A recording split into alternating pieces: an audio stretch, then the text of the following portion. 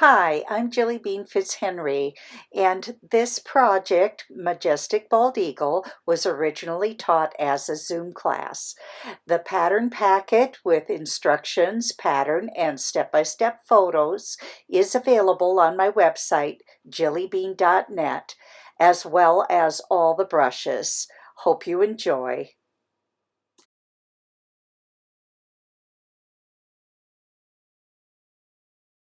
Um, this really is a different technique, and I really had a lot of fun doing different designs with this.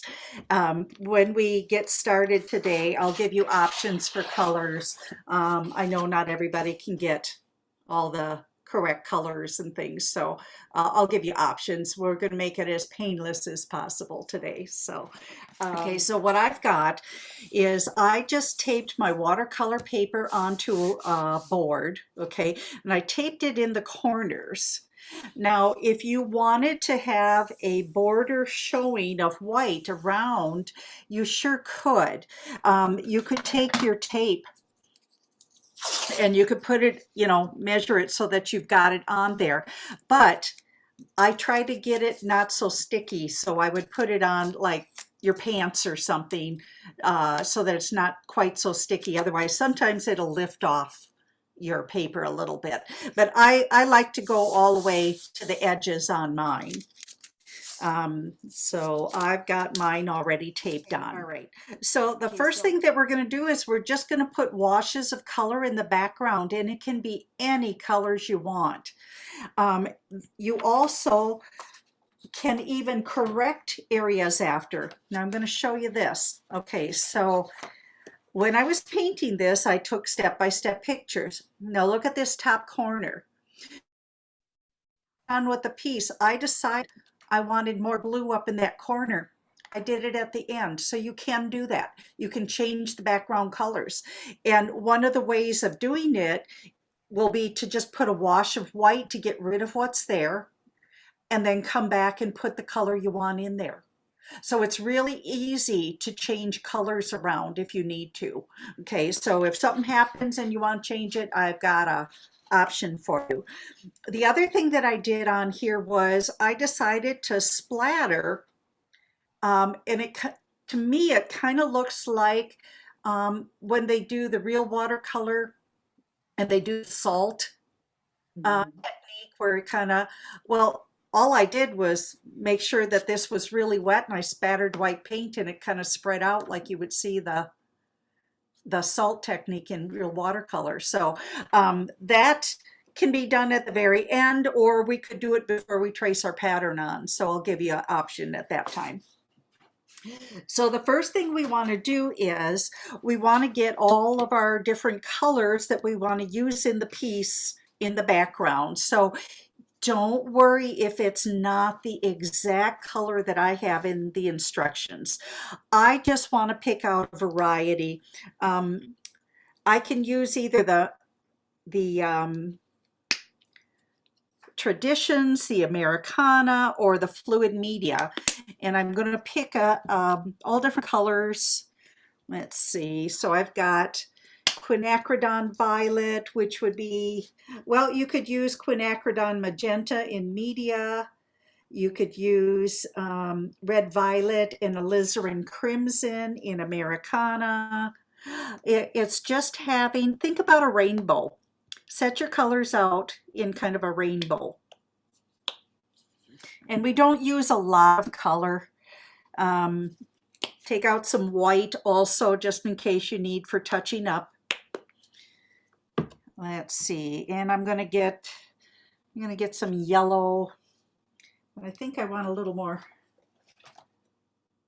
I'm gonna just use some Hansa yellow.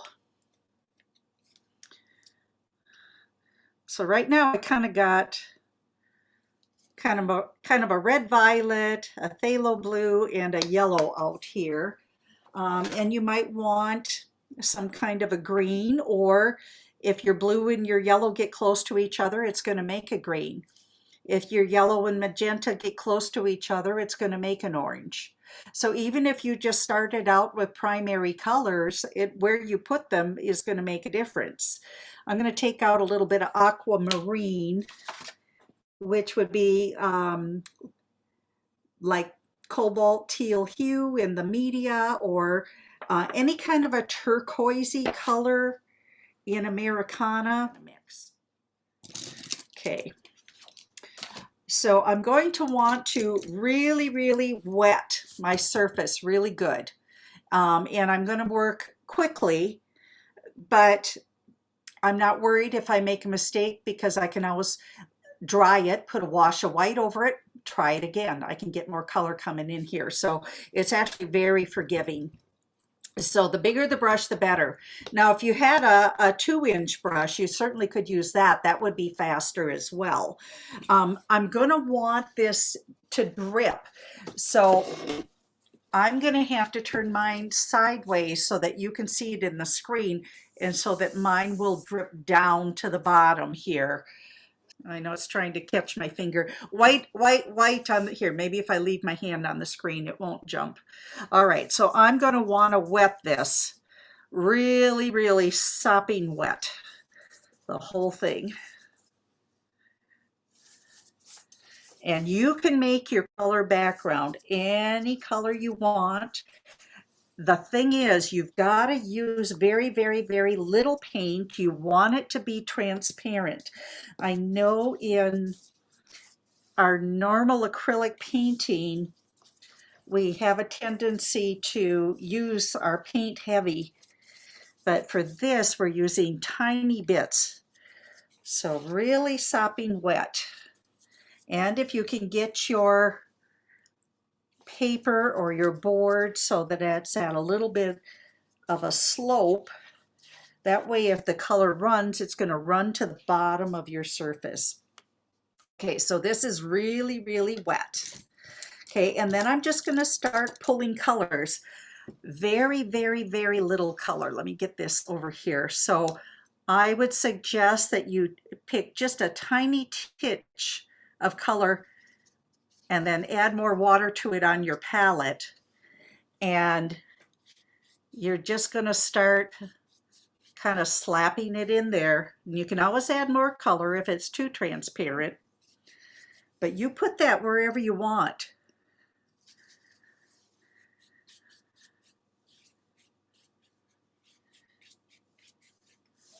And I can add more water in it, and it'll create all kinds of fun little things in the background, but I want it to drip. Okay, and just keep switching to other colors. I'll get some of that red violet next. This one's kind of on the pinky side. And let the colors overlap just a little bit. That's where you're going to get those extra colors. So if you can see where the pink is touching that blue, I'm getting a little bit of purple or violet in there.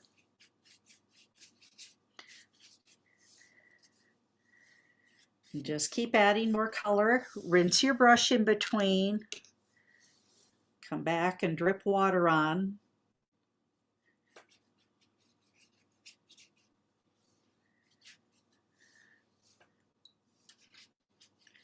You have to keep re-wetting a lot. And I'm going to get some yellow in here.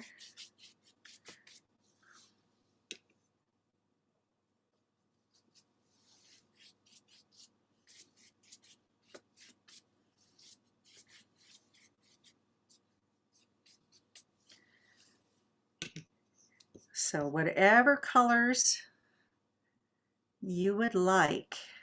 I'm going to mix a little yellow and blue together, get some green.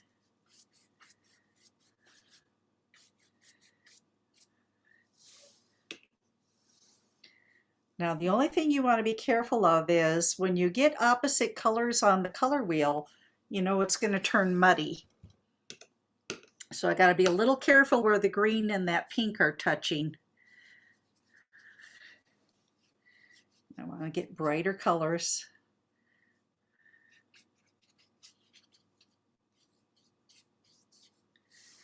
Get some more blues.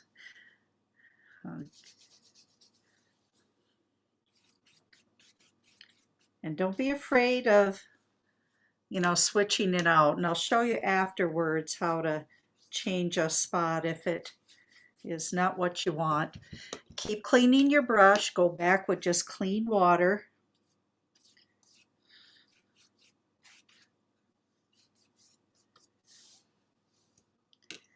Get that to spread all over. And put some more of the blue in the top corner here.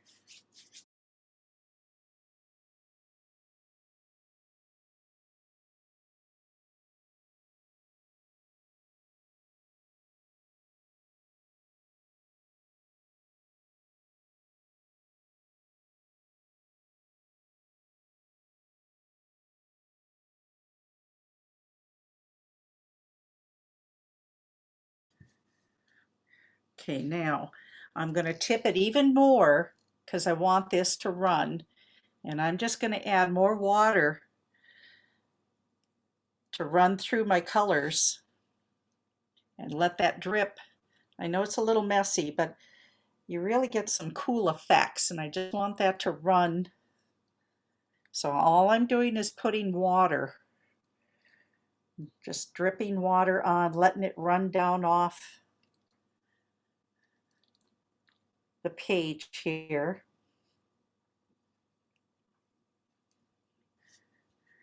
And I can still strengthen these background colors later. After I do my eagle, I can go back and I can, put tints here and there. So it's really kind of cool that you can keep working with it. Just dripping water.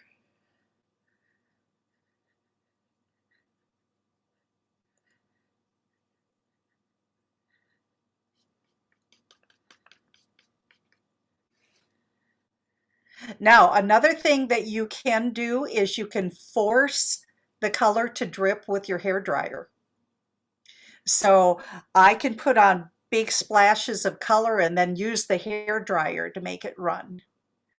That's another, and that's how I did the elephant. Let me just bring this into camera. See how I've got the splatters of paint going out from the center to the corners? So it's not all going down, it's going into the corners.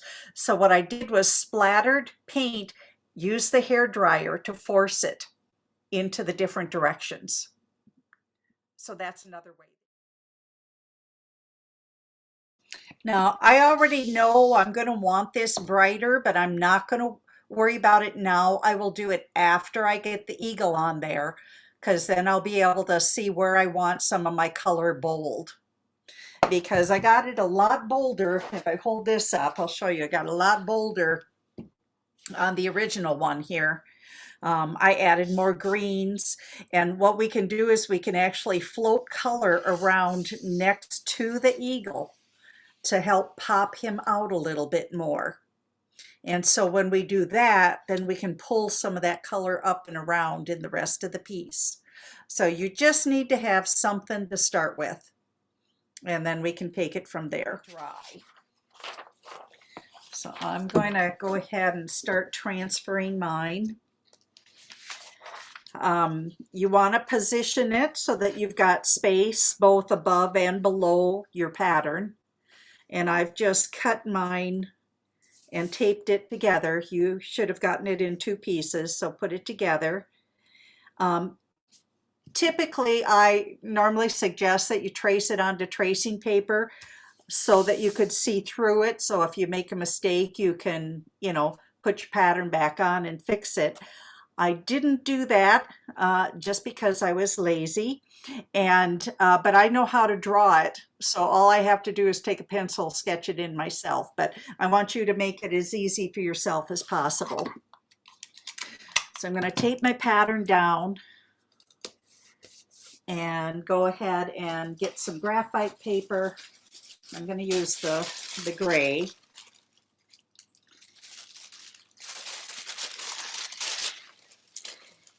You want to be able to see it, but if it gets too dark, take a little eraser and lighten the lines just so that it's enough to see. Okay, So I think what I'm going to do is, before we get into the detail, I am going to go ahead and, if you feel like you want some more color somewhere, this time I'm going to leave it flat. And I'm going to add just some slip slaps of color, and I'll have to dry this again. But I'm just going to use my brush and just get some more stronger colors. You just use a clean brush to kind of blend some edges, but don't try to flatten the color. You want it to be where you're seeing like texture and things in there. I'm just gonna, can't find my other ones. I'm gonna use the media color and just sneak some of that in there too.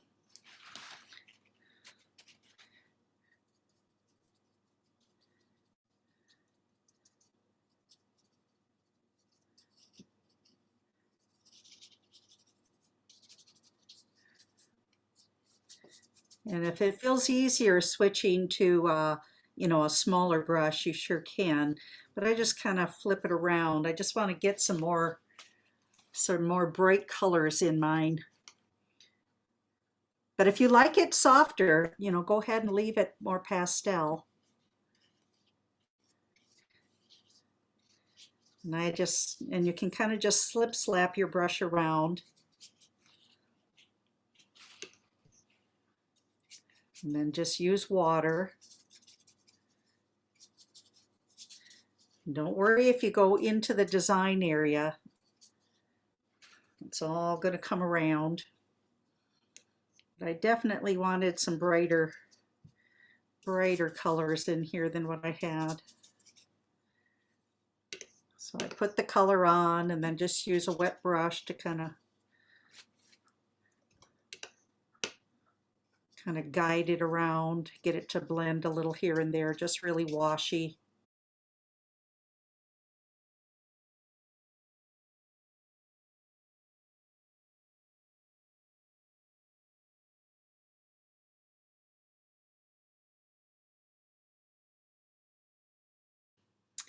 Let's just pick, well, let's say I got a lot of one color here. Let me just take some white and go over it.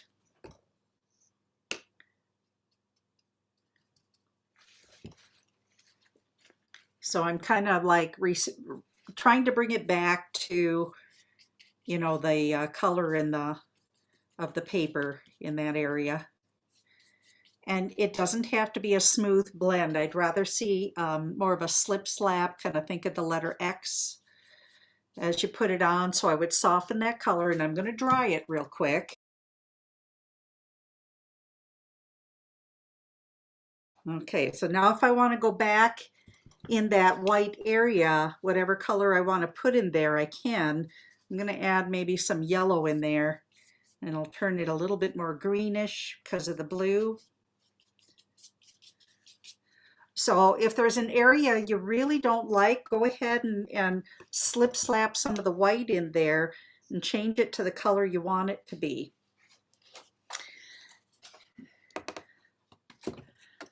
Okay, so and then too, if I wanted more drips, I can do it with the hair dryer. So if I get some wet of the pink here now, well, I would do one color at a time. I would go ahead, turn the hair dryer on, and see how I can force those smaller drips when I do that. So you just have to play around a little bit. I'm going to get some up here too, I think. So I just dab on some wet paint.